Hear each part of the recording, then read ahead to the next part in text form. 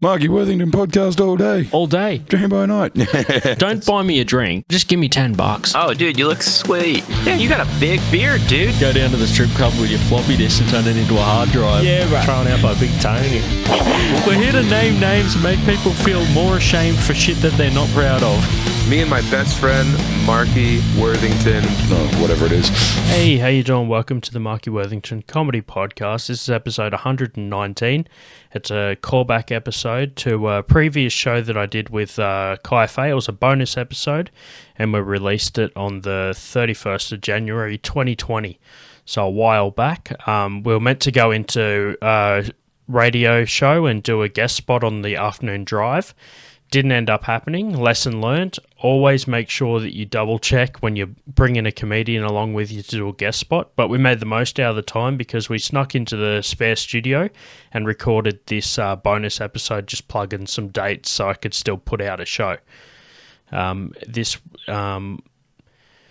is actually being released on the 5-year anniversary of the Marky Worthington Comedy Podcast. So 5 years ago today is when I released the first episode of this podcast. And it's also good timing to announce the first ever live recording of the podcast. So we're going to be doing a live recording with Cy Fahey. Myself and Kai are going to do one at the basement on the 29th of October. So yeah, get on down to that. It's free entry. Come along. We've got heaps of cool stuff planned for the show. Some crowd participation, or you can just sit and watch. It's totally up to you. It's going to be on the 29th of October at the Baso, and you can get your tickets in the show description for this episode. Listening back to this episode, there's heaps of cool stuff in there. Like we chatted about old rooms, like White Rabbit, Boardwalk, Treehouse, the Irish Club, the Front, Phoenix, all rooms that don't run open mics anymore.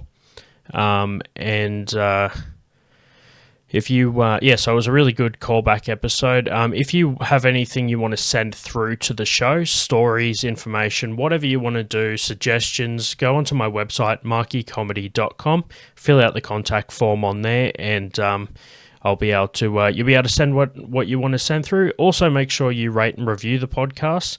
It helps get it up in the algorithms. So yeah, head on to whatever platform you're listening on and give it 5 stars. Or whatever you want, preferably 5. In fact, if you give it a 5-star review, whatever you write in the description, I will read it. No matter what you write, I will read that out, even if it makes me look completely ridiculous, as long as you give it 5 stars. So that really helps me out. And until then, thanks for listening to the show. Let's get into it. Callback episode. Good callback. Callback.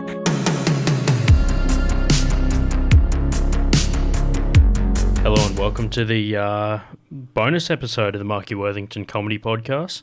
This one here is just a little check-in just to get some dates out, and I've got a guest here today with Cy Fahey. Hey man, how you going? Good man, it's good to have you back on the show. First time I've had someone back from the first few. I'm glad I'm a repeat customer. Yeah man, well, you know, it's hold the first few episodes close to our chest, you know. Yeah. First 5, you're in that early stages. Yeah, so mine was a short one too, so I'm just making up for it. Oh yeah, that was a short episode. That's right. Yeah, you only got 1 stamp on your card. Yeah, that's right. You know, like when you buy coffee, you get the stamp. I get 3 more stamps, and you know I get a prize or something. You get a free one. Oh man, but yeah, we been doing a few mics around town, and coming into February, we've got a few on the books. So we're kicking off on the 12th with White Rabbit. White Rabbit is back down there in Civic, which is I really like that venue. Hey man, it's such a great sort of space for comedy. And, yeah, it's got like the sunken lounge room. Yeah, the sunken lounge, the whole cocktail bar. Yeah. Like, it's like comedy with class. Yeah. Like it's intimate, but it's it's a really good space, man. It's comfy, man. Like a lot of the time when you doing comedy, you like to see people lounging back, Yeah. you know, chilling Yeah. out. And that's one of the things I dig about White Rabbit is, you know, there's good drinks and people are just hanging out listening to comedy. They look relaxed. Yeah, it's right. I mean, it's hard to be tense in that area. Yeah. I think you hit the nail on the head, you know, like It's kind of homely, you know Yeah, what I it mean? is. Like, Yeah. like when you come home from a day of work and you just sit down. I know that's my thing lately. I've been getting in this habit of just coming home from work, sitting down, and just like falling asleep instantly. Like I'll be like, I'm not gonna sleep. I'm just gonna sit down for a sec. I'll wake up like an hour later. They're like, Netflix has already done the like, do you want to keep watching? We're thing? checking in on yeah. That's my version of Netflix checking in on me. how quickly asleep. can you fall asleep? Dude, it's like instant. Do Yeah. you get that? Yeah, man. I'm actually, that's why I'm interested, because I have a superpower, and that is, my superpower is I can fall asleep in my work truck, Yeah. like in full daylight, in under a minute. Like, and this is even, While it's in neutral, Yeah, while it's in obviously, neutral. yeah. Yeah, while I'm just rolling down the street. That's called a microsleep. It's really dangerous. No, but like literally, because we have to have legal breaks, and so when I pull over, Yep. I'm not just going to sit there and do nothing. Like, you're going to twiddle my thumbs. Yeah. So I literally set my alarm for 15 minutes, and I literally just kick the seat back, and I crash out, and I can fall asleep and wake up and have a full REM inside of Like deep sleep. Yeah, I'll actually wake up half the time with like 20 seconds counting down on the clock and stuff. Oh, your like, body knows. yeah, it's like a full superpower, man. Like, I'm just like, Yeah. so I'm always interested, because I'll be like, I can't fall asleep. I'm like, man, no, like, It's easy. it's easy. You just close your eyes. You go to sleep. You've like trained your body to sleep Yeah. in bracket. In brackets, Yeah. Dude, that is a superpower. It's a superpower, man. Like, when the zombie apocalypse comes, I'm gonna be ready, man. I'll be like up in the trees, just like, yeah. Well, because like if this is zombie apocalypse, you don't want to sleep for 8 hours. There's a lot of Nah. things that could happen. No, that's right. No, you want to just, yeah, like military style, just get it in there. Yeah, that's efficient. Yeah. That's like sniper style, man. You know how they have to camp out for ages? Yeah, that's exactly right. And you just crash out. Like, have you ever, I'm going on a complete tangent here, but you ever heard of polyphasic sleeping? No. Is that like where you have one sleep, but you see another sleeper on the side? Like, and you're both aware of it, and it's like an open sleeping It's like pattern. an open sleeping arrangement, yeah. You got a king-size bed with 3 pillows. It's a poly sleeping arrangement. Yeah, that's the one, yeah. No. cool. Yeah, you want to come sleep at my house? Yeah. Oh man, no, I'm in a Monogamous sleeping. Yeah, monogamous. A monogamous sleeping. monogamous sleeper. No, so anyway, what is it? Essentially is what I kind of do is essentially you need to get 8 REM sleeps every day, or is it 8 or 6? Anyway, I think it's 6 actually.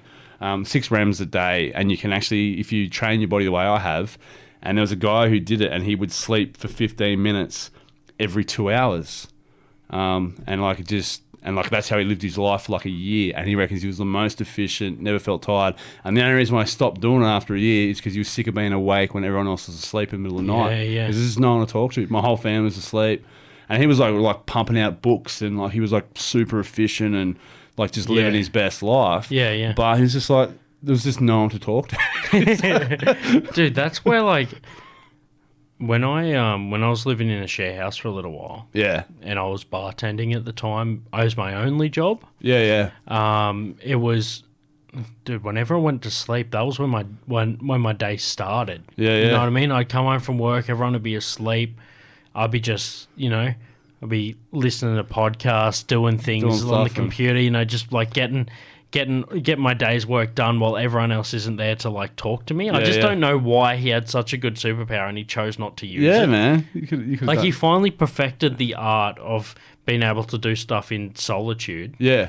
And because normally when I think like 3 a.m, right, I'm thinking people are going to be tired. Yeah. But this dude was He was equally awake Yeah, you're equally as 3 in awake. the afternoon. Yeah. Like, just bang. So he'd crash out 15. He'd do 20 minutes every 2 hours. And imagine that if was like his thing. exercise was like that. Yeah, Like that'd be instead of just going to the gym for like an hour, like every once a day. Yeah. Like every 15 minutes you did like 10 push-ups, and then like the next hour you did like 10 star jumps. Yeah. You just, look, man, it'd probably work. Hey. like Come it's think like the about it. sleep microdose. Yeah. Versus the exercise microdose. Yeah. Yeah. It'd probably work. Man, just topping up on the exercise there. All right, so that's White Rabbit on the 12th. That's White Rabbit. Only 4 more to go. And then- We got Basement on the 20th of February, so it's normally on the third Tuesday of every month, but for February it's on Monday the 20th. Yep. So that one there's just a little bit different due to scheduling. They need to change it up a little bit. Someone more important than you came along. Hey? Yeah. Well, someone louder than me came along. Yeah. No, that's definitely a... It's all about decibels here, and Yeah. That's why I thought about doing a show at the Basement, Yeah. but I was just like, nah. You don't put a want band in another room. Yeah. It doesn't matter how good your soundproofing is. A comedy show is just going to be, yeah, well, drowned out. Absolutely, man. It's one of those things where it's like you could be lucky enough to land it on a night where there's no band in the main room if you just want the back room. Yeah. And normally if it's 2 bands, it's okay because they're both they've got pretty that loud. sound to compete with each other. But you don't want to be trying to do talking while there's like a death metal band playing next door. You get to your punchline and you hear the background, oh, fuck your mother! You're like, yeah, well, that just fucked up the flow of that joke. It would suck if that was also your punchline. Like you're just getting heckled by Cannibal Corpse. Like a Cannibal Corpse cover band, obviously. They wouldn't have the real Cannibal Corpse there just yet at that capacity, but they'll bring the capacity up one day. It'd be cool. But I know that there's a band called Cattle Decapitation playing there. Oh, wow. Yeah, and actually, this is my idea that I put through to the kitchen there. Yeah. Cattle Decapitation, everyone in the band is vegan. You serious? No joke.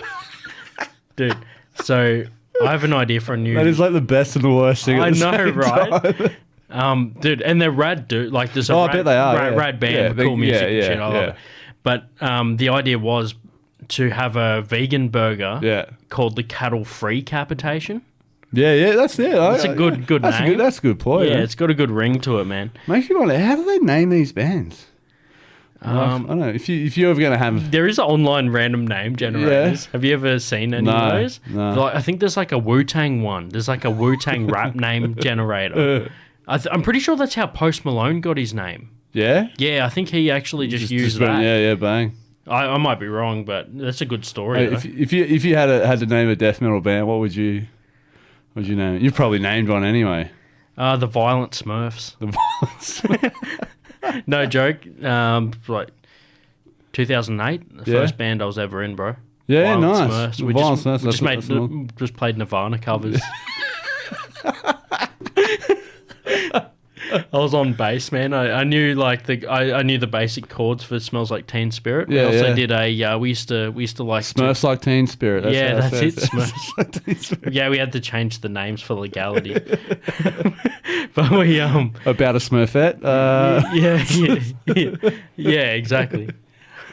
I'd probably call Underneath mine the Smurf. I'd probably call mine, I don't know, the Bloody Foreskins or something like that. Yeah. Just go something savage. You know? Yeah, well, I feel like a lot of the rough names are taken. Like, yeah, well, that's right. I mean, you got Megadeth and Metallica and all. Is it like I know it's Metallica and I'm a big fan, but was it actually supposed to be Metal Liquor?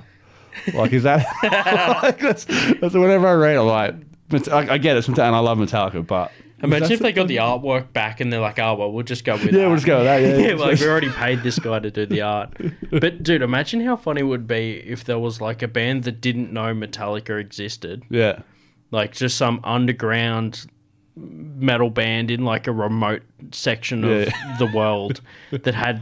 So in Queen, Yeah, something like Queen, somewhere where they're, like, only just getting into electricity.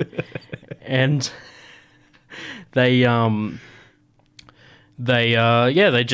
thought that Metallica was a good name for a band, and like were gigging and stuff, and before they realised that that's already taken. Oh, that'd be like, wow, you'd feel so dumb. It'd be like Billy and the Clonosaurus all over again. What were you thinking? Well, I've had good ideas for like comedy nights and stuff where I've looked up and they're like names of existing like podcasts and Yeah. stuff. Like when it come time to naming my podcast, that's why I basically just went with my name. Yeah. It's because any of the cool ones I came up with were kind of already taken. Yeah. It's like there's only so many great ideas in the world, sort of thing. Yeah, exactly. Yeah. I've had ideas for like certain comedy events. Yeah. Like what I wanted to call them. I know you've got 15 Minutes of Fame, which is a rad name. Yeah. There Thank was you. Capital Punishment, Yeah. which used to be... Well, yeah, it actually used to be a something show else, that right? they did. Yeah.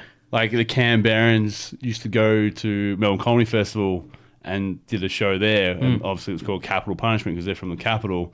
But now obviously they've got another one running around by the same name essentially, but it's Capital Punishment. Yeah, so right. Yeah. Because I was told, I think when I was talking to Greg Kimball, he was talking about Capital Punishment. Yeah. And it came up, and then I'm like, oh, it's still a thing, but it's not the same thing as it used to be. Yeah. Yeah. Still a name, but yeah, not the same. And like obviously the from my understanding, I can only assume this is how it went, is that the new Capital Punishment is a complete, like they thought of that on their own. It's a completely original thought that just happened to have. Yeah, it's parallel thinking. It It's happens parallel all the thinking, time yeah. with jokes. Yeah. I was talking to a local comedian. Him and I had a similar joke, but I stopped telling that joke before he started. Yeah, yeah. So there was no crossover. It just happened to be similar thinking. Yeah, well, I've got a joke which I found, and it's a joke I've been telling for God knows how long, and turns out that there's an American comedian called Tig Notaro who I'd never even heard of until I was told that our joke is identical because we both got short names. Yeah. So we both literally got the joke. It's not short for anything. It's long for, I say k, and she says t. Yeah, Like, right. other than that, they're identical jokes. Really? But they're completely organic thoughts from both of us. Like, Yeah. And it's just because we both got really short, snappy names where people obviously go, because that's how I came to mind, is people always go, oh, what's that short for? Well, it's not short for anything. And then- she probably had the same thing. yeah, she probably had the same thing. And then one day, I literally, I still remember the day, in my head, like, I was actually at work and I was in the, and some guy, what's that short for? And I just, out of nowhere, went, no, it's long for k. And then someone else heard me and they just started laughing their ass off. So that's what And I was brought just that like, joke in. oh, I'm keeping that. man. Keeping Like- that one. We're talking before off mic about how often you come up with jokes, and like I do this, I don't write them down. Yeah. And I kind of need another joke similar to jog my memory. Like I'll be at a mic and I'll be Yeah. like, but then you got to be careful that you don't write it too similar to the joke that helped you jog your memory. Yeah. Yeah, I know what you mean. So sometimes the first time I remember that I had a joke that was similar is when someone did the same joke. So I'm like, oh, well, I suppose I'll leave that. Yeah, that's theirs now. And you don't I want stole to, it. like, I've made the mistake of being like, oh, I used to do a joke like that. Because then you just seems like, well, are you going to keep doing it or can I have it? Yeah, like, can I have that joke or? It's nearly like that joke is like the TV when like someone falls asleep in front of it and you change the joke. change Like, it up. oh, well, I was Hey, using that watching joke. that. I was watching that. I was using that that joke. It's my joke. Okay, next event. All right, so that's Basement. And then on the 26th of Feb, we got Boardwalk. Boardwalk, and I am very excited about this one, and you're going to be joining me as a co-host because it's our 1 year anniversary. So it's been 1 year of Boardwalk, so we're going to get some balloons, some nibblies, probably chuck on, a couple of jugs or something like that. But no, I want to make a real event of it, so I'm looking like, I can't believe it's been a year. Yeah, it's been since it started. I remember when we, before Treehouse started, we were in scoping out venues and Treehouse came up, which you'd already spoke about before that, but then I just, off the back of that, came in to scope it with you. Yeah. And that evolved into a room, and then now to know that Boardwalk is nearly a year on. Yeah. It's cool to see the evolution of the rooms in Canberra over the years. Yeah. I've spoke to I think I was talking to Greg about this in his episode, and we're talking about over the years different comedians that have come and gone, and also the rooms. I mean, they bring rooms and take rooms, and also it was with Greg because we're talking about the history and how a room kind of gets its own personality based on how long it's been running. It gets its own kind of crowd and its own... becomes an institution. Yeah, well, some comedians can only perform at a certain room because of where they live or what nights they get off or work. Like, there are certain comedians that only perform at... there's some that perform only at the basement, some that perform only at Smith's or at the Irish Club in Woden. Yeah. Because of where they live. Yeah. So it's cool to... And also, it could also be, you know, like I said, what day they get off work. Some people only get, like, maybe Friday nights off, so they rarely get out to they rarely get out there, now they've got the front on a Friday night, which is cool. It's cool to have an open mic on a that's always on a school night. That's always, not on a school night. That's always been like a goal, I guess, to try. But a lot of venues won't, because a lot of venues have obviously their own thing going on Friday night, and that generally brings in more money. So it's really hard to find a venue that's reluctant to give up a Friday for comedy, for open mic comedy. You know. Yeah. So, like. Yeah, so but no, look. Anyway, look, it's gonna be a good one. And I remember the first one. We had 16 comedians and one audience member. Yep.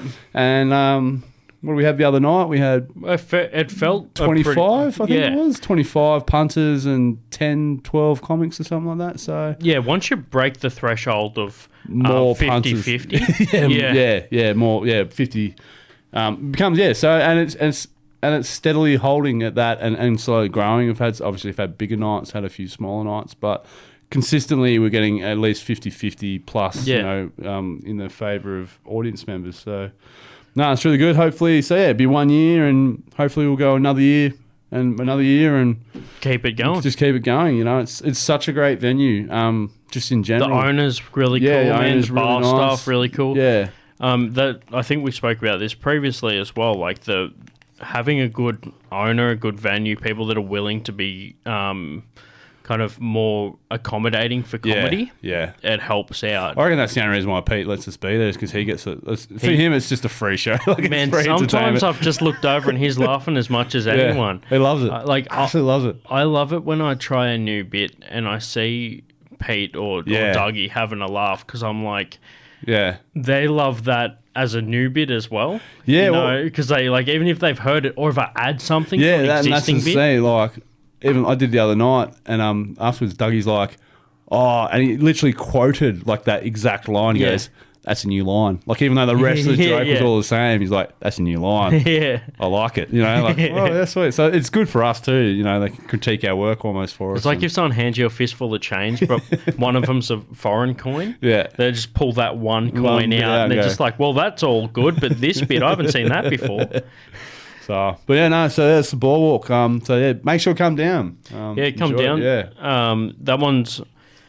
That one is also got the boardwalk we mentioned before, 15 Minutes of Fame. That's another one at the same venue. How long's that been running for? Like 4 or 5? 4 or 5 months. So that's based on sort of something I used to do in Melbourne many moons ago out at Courthouse Theatre. So anyway, for La Mama, if you know Melbourne and stuff. Sadly, that burnt down actually a few years back. It was a heritage listed building. It's quite sad. Right. But so it's just something there. I brought it back. You know, and it's because with 15 minutes, when people get 15-minute slots, and you've done it, you get that. You know, when you got it's 5 time. Yeah, it's when you got 5 minutes, you're trying to impress everyone really quickly, and you're kind of slamming through it. If you got half an hour and stuff, you can drag on, especially if you're sort of new to the longer time slot. So 15 gives people time to sort of play with the audience. You know, you can even lose them a little bit and get them back. And like if you lose someone in 5 minutes, that's it. It's gone. Yeah. So it gives you a little bit of play room, and you can sort of try longer form jokes. So it's not quite, you know, not necessarily like it's not maybe not so sharp and punchy, but it's more enjoyable because they can create a world. You know, they can create a, you know, whereas so it's been on about 4 or 5 months, and it's going to be a really good one this month. We've got Chris Ryan and Tom Gibson and Bill Macon and Scott Hawkins. Is stepping up to the plate for his first 15 minute. Yeah, so that's going to be his first more than 5 minute set. More than 5 minute set. So. I still got a video of him at Young and Frisky. Yeah. Like soon after he started. Yeah. Yeah, I got a couple of old school. I sometimes film some of the mics that I MC. Yeah. And if any of the comedians want me to film their set, I'll Do that. that as well. And I think I got some of Scott. I got some of Dylan Holmes at Phoenix. Yeah. Nice. When he first started up. Like, I don't think it was his first set, but it was Pretty within the close. first, second or third. Yeah. So yeah, it's cool to have that little bit of history behind the sets, and also it's good to see like the comparison. Because when you're doing it, you might be like, oh, it's slightly better, slightly better. But then after a while, you're like, if you compare it to the first set and your last one, you're like, man. Even sometimes I'll bring a joke back. Yeah. Like I'll try a joke out. It didn't work that well. I'll keep it in my notes, and then like when I learn how to deliver it better, I might bring it back, or I might have another joke that couples well with it. I'll be like, oh, that's a good. I can steal that punchline and put it onto this new joke. Yeah, man, that's how you got to play it. Like, I've actually got a joke which I used to perform 10 years ago, which I've actually thinking about the other day, like digging it out, and because I used to perform it 10 years ago, but I performed it, like you said, like not well. Yeah. And now I'm like, you know what? I reckon I'm old enough to tackle, like I'm mature enough to tackle that joke now, because it's like a full 5-minute bit. Yeah.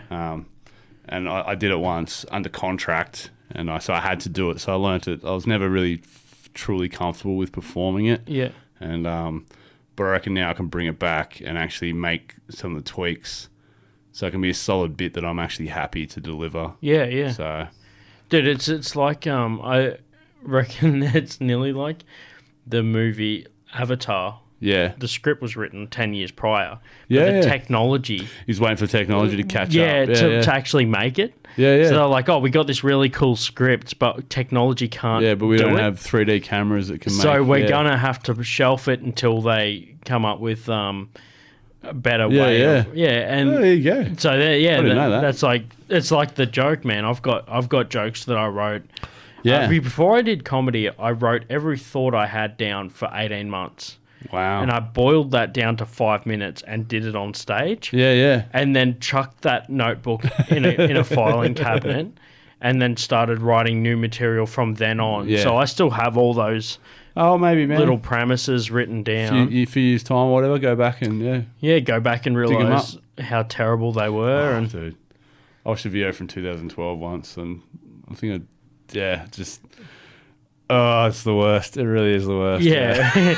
But do you know what, man? I'm hoping that, like, although I look at my old sets. Yeah. And I'm like, man, I came a long way since then. Like, that joke's developed or whatever. Yeah. Hopefully I can look back at the sets I'm doing now in 3 years' time and say the same thing. Yeah, man. Hopefully, but probably. Keep trying, keep growing. It shouldn't be any problem. Yeah, man. All right. Well, that's the that's the boardwalk. That's the boardwalk. But dude, thanks for coming on the show and hyping some dates. We were meant to go on radio, but the announcer wasn't available for this show, so hopefully we'll be able to just get the message across through this. Make sure you like, subscribe, and share the episode for. And if you have any recommendations, questions, anything like that, I'm going to start incorporating like a section of the show for emails. Yeah. So if anyone wants to send anything in, I'm going to chuck the email address below. So make sure you hit me up. And until next time, I'll catch you guys around. Thanks. No Buy Thank me you. a drink. Just name names. Yeah, right. Big time. Fucking thrown out of the strip club with your floppy disk. Man, you got a big beard, dude. Shame for shit all day. Me and my best friend, Marky Worthington. Keep it simple. Count your money. That they're not proud of. Just give me $10. Hey, right. Click. Did you hang up? No, I just said click.